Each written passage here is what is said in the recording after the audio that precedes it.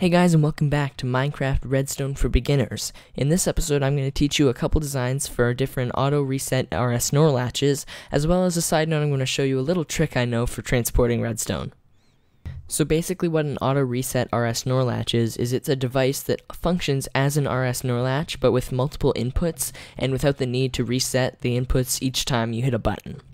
So I know a couple different designs for this. The first one I'm going to show you, you make it like this. I'm going to start off with 3 inputs. So you make these. Let me get a button real quick. You put a button on the front like this, a torch on the back of each, redstone wire, and then just follow along as I go. You're going to put a torch up here so that it's off, and then just build it along a couple blocks. We're going to put one more piece of wire, and then a repeater. Set that to 4 ticks, because you have 1, 2, 3, 4, like that.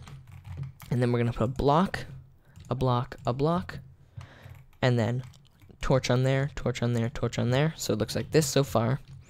And then we're going to do here, is we're going to put the blocks like this. Just build it, I don't know, as far out as you want to right now. We can trim it down after while you're building it. But put a repeater like that set to 1 tick, so don't change that at all. And then up above here we're going to put torches like this. We're going to put a row of bricks, and this part is optional. You can either do this, you can either put your redstone across like this and put a block like that, or you can stick a repeater on here and not put a block. It doesn't matter. It doesn't affect anything. I like putting a repeater just because the block is kind of unsightly. You're going to build this out so that it's in line with the repeaters, and we're going to build it out across like that so it's above the repeaters. Then we're going to put blocks on this side with redstone on top like that, coming all the way down like so, block on top of that, and then redstone across here. Then torch in line with each of these inputs, and redstone on top of this block. So it kind of looks like this. It's kind of, when you really look at it, it looks like a complicated circuit, but it's not. You can even invert this if you want. So add a torch to invert it, and then we're just going to stick a piston on the front. So that's the design for the auto reset, and I'll show you if I hit one of these buttons, then it sticks out like that, and it stays out for an indefinite amount of time because it's an RS NOR latch. But if I hit this button, then that one stays out and that one goes back in. So unlike the other RS NOR latch I showed you, where you had to have a button on the side and hit it every time you wanted to reset it, this resets automatically. So this design is a little bit complicated to understand the mechanics, and it's even hard to explain. So I'm going to show you a little easier one. This one was actually designed by a Minecrafter named Burgled on the RDF. He was helping me just play around with that, and he made this one. You might know him from a couple of SethBling's videos. He helped him. But what we're going to do is we're going to make a string like this for 3 inputs. You're going to put redstone across here, so make it 6 long, so that's 4, 5, 6. Then I got a time day.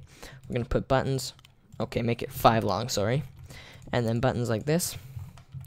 Then whenever there's a space in between, so above, in the middle, and below, you're going to put a block like that and stretch it out too. On top, you're going to put wire leading down on top of the button. Down here, we're going to put a repeater like this, then redstone wire, and up top we're going to do a reverse and put redstone, then a repeater. And you're going to repeat this on every one of these. So every time there's an input, you're going to do this and fill it in like this on all of them. So I just hate the repeater thing when you have to go and actually stand up to it. So it's going to look like this, and then on top we just add this over here. We're going to stick this, then that, and run it down. So that's the first part there.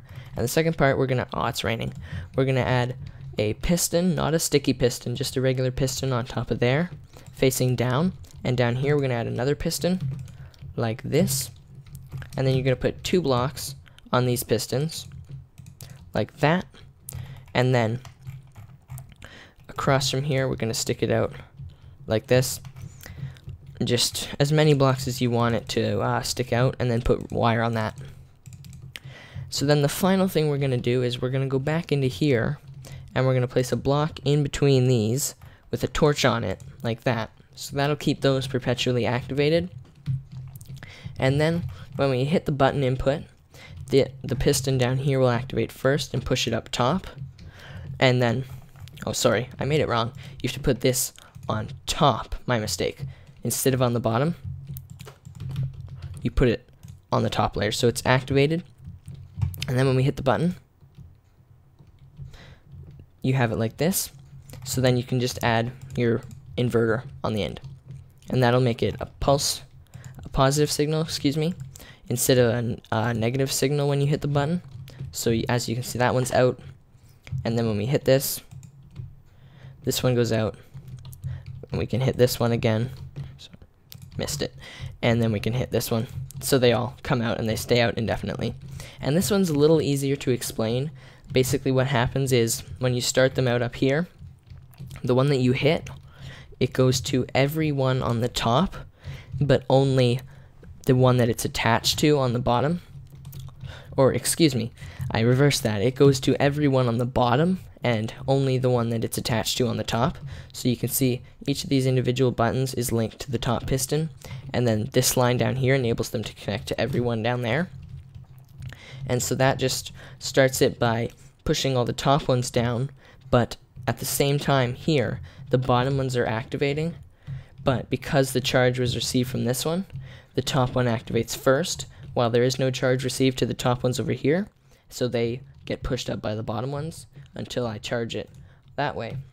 So as you can see, if you look at the top, I hit it, only that line goes, but no matter where I hit it, that line goes. So that's just how you make an auto reset RS NOR latch.